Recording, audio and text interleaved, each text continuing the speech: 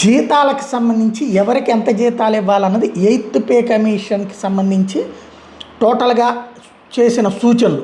Teacher గారికి 85,000 జీతం, doctor గారికి 1,30,000 అంటే ప్రభుత్వ ఉద్యోగులు, కానీ జడ్జి గారికి 1,50,000, సైంటిస్ట్కి 1,40,000, తర్వాత క్లర్క్కి 50,000, ప్యూన్కి 45,000, పోస్ట్ మ్యాన్కి 55,000, ఎస్ఐకి 80,000, హెడ్ కానిస్టేబుల్కి 69,000, ఏఎస్ఐకి 76,000, జూనియర్ ఇంజనీర్కి 92,000, ఇన్స్పెక్టర్కి 1,20,000, సెక్షన్ ఆఫీసర్కి 1,29,000, ఐఏఎస్ ఐపీఎస్ ఐఎఫ్ఎస్కి 1,55,000, ఐఏఎస్ఆర్ ఐపీఎస్ సీనియర్ స్కేల్ వాళ్ళకి 2,10,000, secretary to the government of ఇండియాకి 3 లక్షల రూపాయల జీతాలు ఇవ్వాలన్నటువంటి సిఫార్సు చేసింది 8th పే కమిషన్. దీన్ని ప్రభుత్వం ఆమోదించవచ్చు, తిరస్కరించవచ్చు. బట్ ఆమోదించడానికి ఎక్కువ అవకాశాలు ఉన్నాయి.